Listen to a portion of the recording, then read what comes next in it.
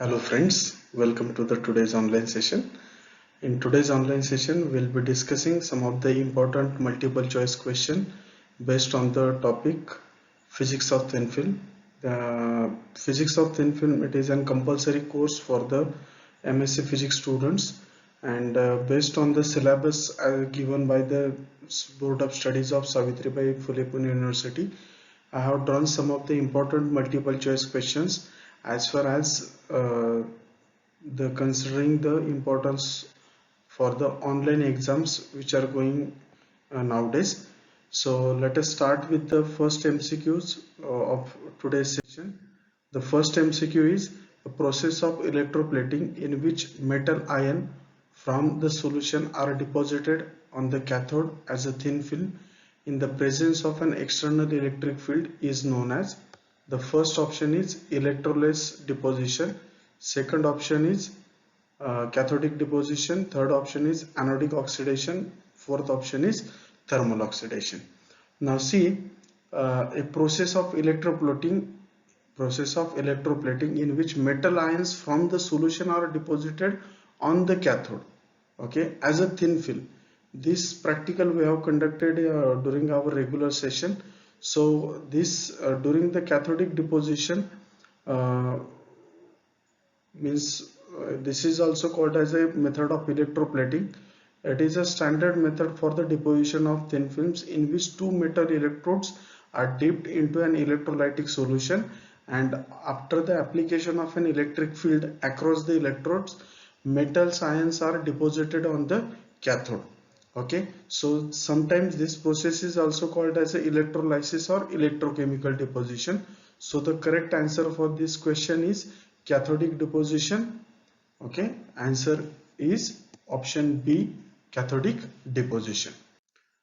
Second question is, for cathodic deposition, which of the following statement is appropriate? Option A, charge is not balanced in the process of cathodic deposition, obviously which is not true. Option B, esterification takes place in electrolyte solution. Esterification is a quite a different process that is not involved at all in the cathodic deposition. Option C, the charge is balanced in the process of cathodic deposition. This somewhat makes sense. Option D, oxidation and reduction takes place in electrolyte solution but not in electron. Obviously that is also not true, because oxidation and reduction in electrolytic solution or in cathodic deposition method, it takes place on the electrode, not inside a electrolytic solution. So the correct answer for this question is option number C. You can see the we had given an explanation over here. In this method, due to application of external field, charges are always balanced, okay, and in order to balance the charges, the solution gradually dissolves in the electrolyte. Okay, so the correct answer for this question is the charge is balanced in the process of cathodic deposition, option C. Third question is, what is the factor that differentiate between electrolysis deposition and cathodic deposition? The option A, nature of electrolyte, option B, cathode, option C, external field, option D, anode. Electrolysis deposition is similar to a cathodic deposition. Electrolysis deposition is similar to cathodic deposition, except there is a one difference between the cathodic deposition and electrolysis deposition. As the name electrolysis deposition suggests, it does not require the electric field, whereas it does not require the external electric field, whereas the cathodic deposition, it will require an external electric field. So cathodic deposition takes place in presence of the external field, electrolysis deposition takes place without application of the electric field. So both these processes are commonly known as commonly used for the deposition of metal films such as nickel. So the correct option is that the factor which differentiate between the electrolysis deposition and cathodic deposition is the externally applied electric field. So the correct answer for this question is option number C. Fourth question is, what should be the nature of material of the substrate on which deposition takes place in cathodic deposition. The first option is material has to be non-metallic. Option B, metallic material. Option C, plastic material. Option D, wooden material. Now see, it is a cathodic deposition process which we are using.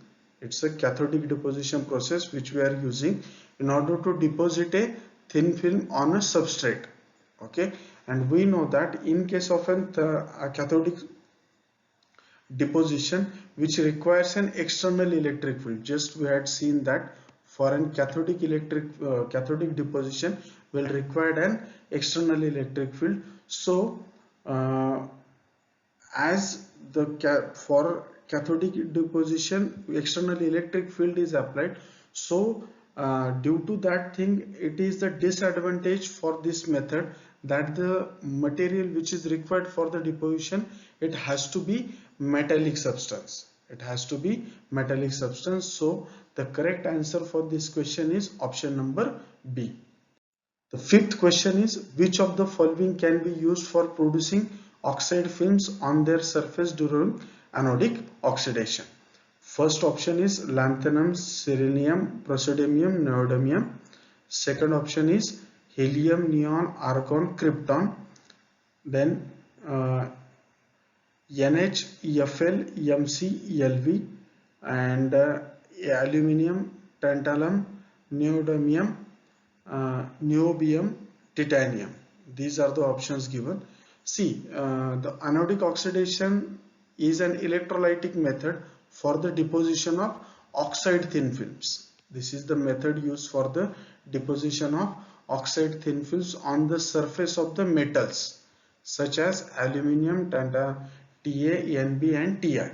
Okay, so in this case the metal forms the anode which is dipped in the electrolyte, and oxide ions gets deposited on their surfaces. Okay, so and one more thing, if you consider the options which is given, helium, neon, argon and krypton, all these are the inert gases. All these are inert gases. They have full electronic configuration, so they will not take part in the anodic oxidation. So obviously the option B is not correct, option C is not correct. The correct answer for this question is the option number D.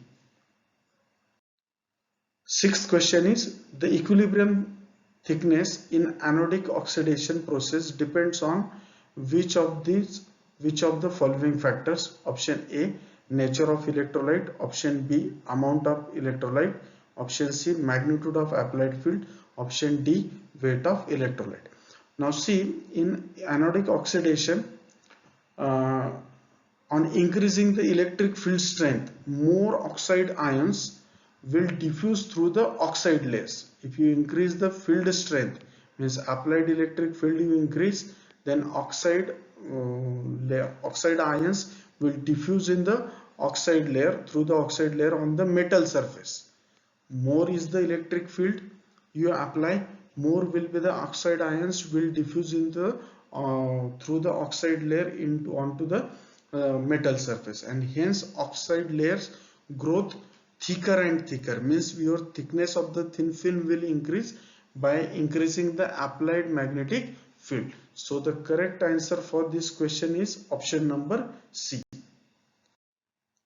Seventh question is, which of the following process takes place in the presence of required temperature? First one is anodic oxidation, option B cathodic oxidation, option C electrolysis deposition, option D thermal deposition. See, the thermal deposition is a process where a substance gets oxidized in the presence of temperature. Means in thermal oxidation itself, name suggests that it is a method which is related to a temperature, means in which substance gets oxidized with the help of parameter such as temperature. So such a kind of method is called as a thermal oxidation method. For example, many substances oxides in air at high temperature, and in some cases the product is an inert film which exhibits which inhibits further oxidation. Oxidation increases as the temperature increases. So in this case, we have to, it has been asked which of the following process takes place in the presence of temperature. In the presence of temperature. So obviously the correct answer for this is the thermal deposition process, which is means thermal oxidation. It happens in the presence of temperature. So that is the thermal deposition method. Next question is, chemical vapor deposition is a method which is used to obtain which of the following substance. The options are given over here. Option A, semiconductor. Option B, non-conducting polymer. Option C, non-conducting compound. Option D, crystalline semiconductor. Now see, the chemical vapor deposition is a deposition method for a thin film that makes a use of some of the principles involved in a vapor phases transport reaction. Name itself, it's a chemical vapor deposition method. It's a chemical vapor deposition method. Name itself suggests that it uses a vapor transport mechanism.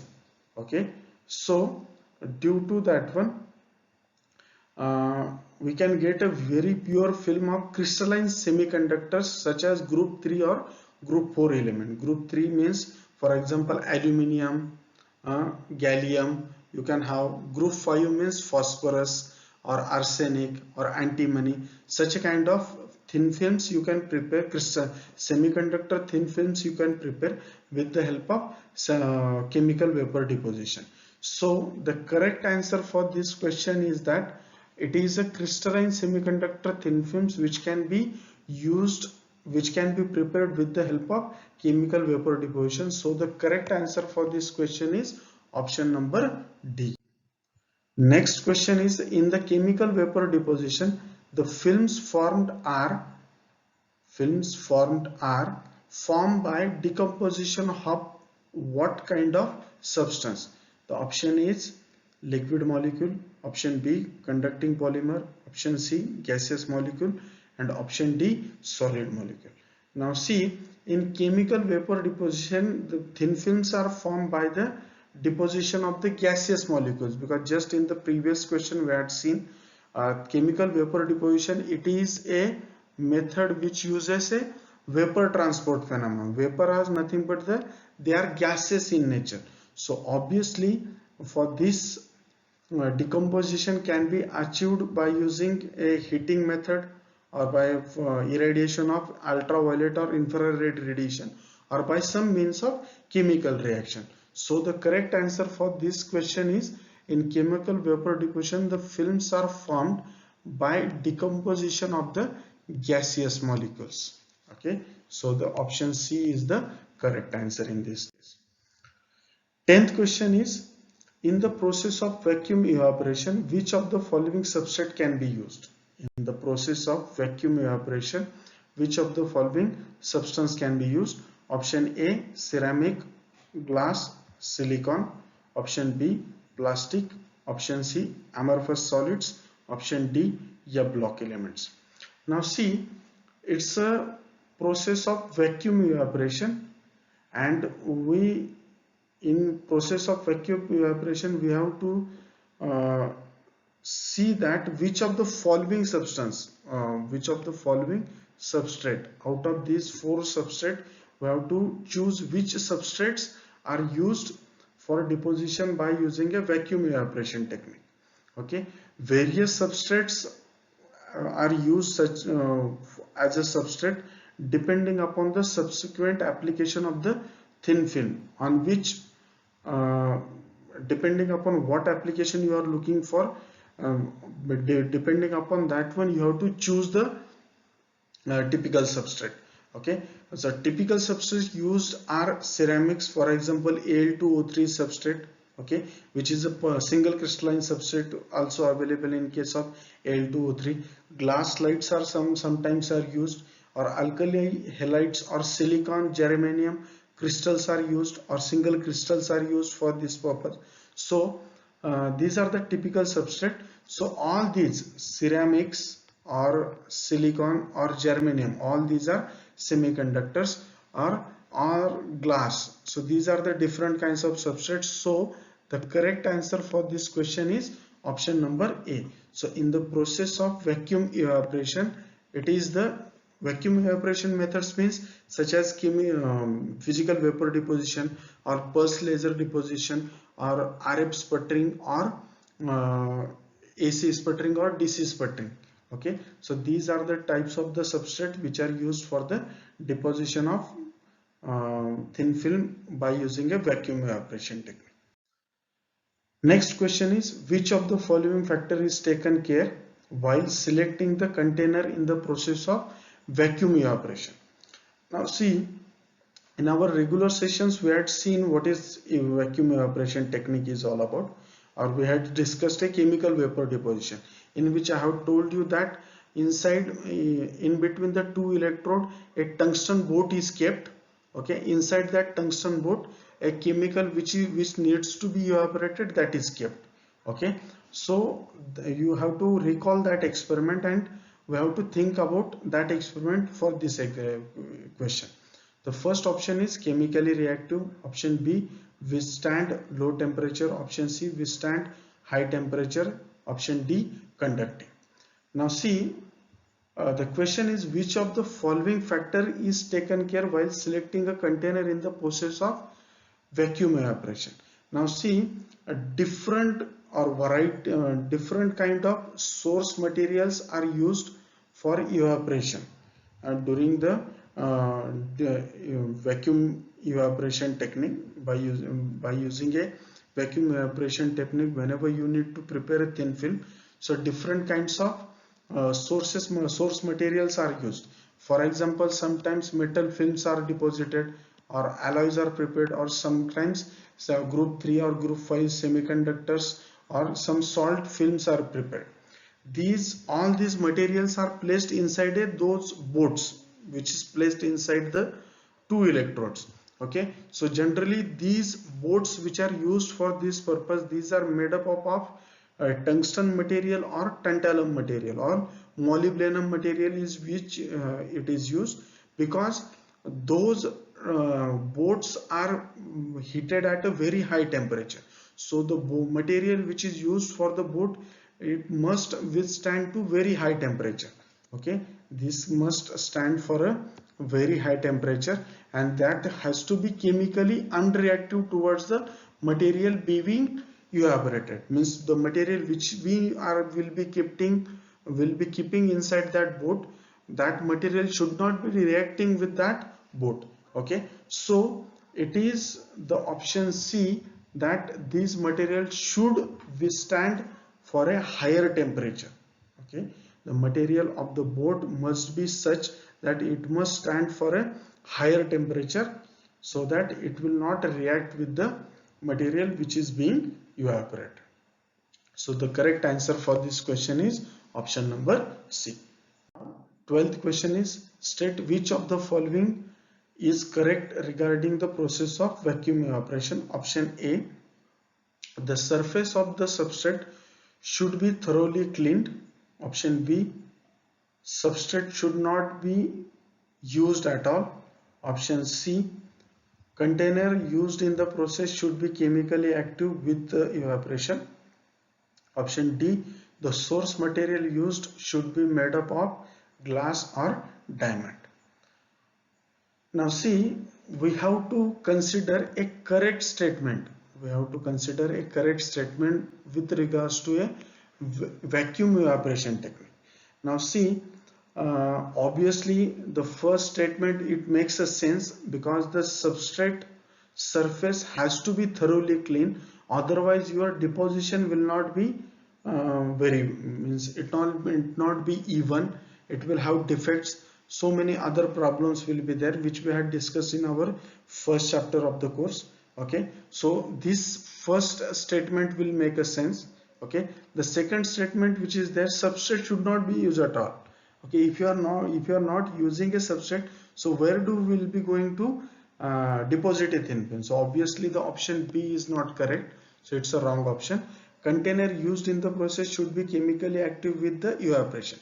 Now see, if I am using some container and if I am keeping some material inside that one, if I am heating that one before evaporation, if it is reacting with the both material, then there is no use of that material because it will get contaminated. So option C is also not correct. The source material used should be made up of glass or diamond. That doesn't make sense because that is not a general statement. It is not valid for the all the reasons. So the correct answer for this question is option number A. Next question is which of the following is the main component required to carry out the process of electrolysis?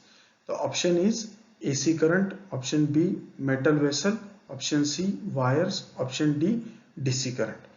Now see, it is a process of electrolysis which we need to carry out. What is electrolysis process? We had seen during our regular lectures. Electrolysis process is that the process in which two metal electrodes are placed inside a electrolytic solution and a DC current supply is applied for this one. Now electrolysis uses a DC current source. For the deposition, DC current source is required because DC current has a polarity plus or minus. If you are having a plus or minus polarity, then and only then cations and anions which will move towards the oppositely charged electrodes. Okay, so and deposition will takes place on electrodes. Okay, so it is the DC current which is required for the electrolysis process. So the correct answer for this question is option number D. Next, 14th question is which of the following option shows the property of an electrolyte that can be used in the electrolysis process? Now the options are non-conducting, option B conducting, option C solid conductor, option D solid non-conductor. Now see, we have to see that what are the properties of an electrolyte that can be used in a process of electrolysis. Okay, now we know that electrolyte which is used to achieve the electrolysis is an ionic conducting material. It's an ionic conducting material which contains free ions. It contains free ions which are able to move inside these free ions are able to carry the current during the electrolysis process. Okay, now if the electrolyte is a solid conductor such as some kind of salt is there, then it will not contain a free ions. Okay, it will not contain a free ions. If it is a solid conducting conductors such as solid salt will be there, it will not contain a free ions. Okay, hence it will not be able to carry the current, thus electrolysis process will not take place in such a case of solid salt. Okay, so it is the conducting property of the electrolyte which is of prime importance in order to have a electrolysis process. So the correct answer for this question is option number B. Next question is which of the following statement is appropriate for the electrodes to be used in the electrolytic process? Option A, electrodes provide necessary energy to create or discharge ions during the electrolysis. Option B, electrodes are the ion conducting polymer that contains free ions to carry the current. Option C, electrodes are the solid conducting material which allows to carry the current during electrolysis. And option D, electrodes provides the physical interface between the electrolytes and electrical circuit that provides energy. The statement which is given at the last, this makes a much better sense because electrodes are the physical interface between the electrolyte and the electrical circuit, because the electrical wires from the DC circuit, these are given to the electrode, and these electrode are immersed inside a electrolytic solution. Okay, so the obviously this electrode makes a interface between the electrolyte and the electrical circuit, because it is the in between the electrolytic solution there is a electrode and electrodes are connected to the electrical circuit. So it is the option D which is most appropriate answer for this question. Next question is, for the process of electrolysis, which of the following statement is appropriate? Option A, oxidation occurs at the anode and reduction occurs at cathode. Option B, oxidation occurs at the cathode and reduction occurs at the anode. Option C, oxidation occurs at anode and reduction doesn't take place. Obviously, this doesn't make any sense. Okay. Option D, reduction occurs at the cathode and oxidation doesn't takes place. Obviously, this does not also make a sense. Okay. Now, we know that during an electrolysis process, both processes happens. Oxidation at one electrode and reduction at the other electrode. Now, first of all, we will see what is the meaning of oxidation and reduction. We know that oxidation is nothing but the gaining of oxygen atoms or losing hydrogen atoms or losing electrons. We call it as an oxidation, and that oxidation takes place at the anode. This oxidation takes place at an anode, whereas the reduction, which is opposite to the oxidation, oxidation we called it as an gain of oxygen or loss of hydrogen. On the other hand, reduction is called as a loss of oxygen or gain of hydrogen or gain of electron. It takes place at a cathode. So if you see from that point of view, oxidation takes place at anode, so and reduction takes place at a cathode. So in this case, the correct answer for this question is option number A is the correct answer for this question. 17th question is, what is the first law of electrolysis according to which electrolysis processes takes place? Option A, Ohm's law. Obviously it does not have to do anything with the electrolysis process. The option A is wrong. Option B, Henry's law. Henry's law is not related to the electrolysis, so option B is also wrong. Faraday's law, that makes a sense. And option D, Einstein's equation. So that Einstein's equations, don't have to do anything with the electrolysis process. So the option for this method is the electrolysis method. First law of electrolysis was given by the Faraday, and this Faraday's law states that the quantity of element, it said that the quantity of the element separated by the electric current through the molten or dissolved salt is directly proportional to the quantity of electric charge passed through the circuit. Okay, means how much amount of charge is passed through the circuit or electrolytic solution depends upon that one. You will get the quantity of the element separated by the electric current through the molten or dissolved salt. Both these two quantities are directly proportional. Okay, so in this case, the correct answer for this question is the Faraday's laws of electrolysis. That was the first law given for the electrolysis method. Which of the following states the second law of electrolysis reaction? Obviously the answer is, before giving the option, I can tell you the answer. The answer for is the Faraday's law, because that was the Faraday's second law of electrolysis, which was given by the Michael Faraday, and it said that when same amount of current is passed through two different electrolytic solutions which are connected in series, then the mass of the substance deposited on the electrode, it is directly proportional to the equivalent weight of that substance. Okay, it is directly proportional to the equivalent weight of the substance. So in this case, the correct answer for this question is option number D. That's it for the today's session. I hope you people have understood the multiple choice questions which we have given for this session. I request all of you students to please subscribe our channel and please share our videos with your friends, colleagues and students. Thank you so much. We'll stop here for the today's lecture. Thank you.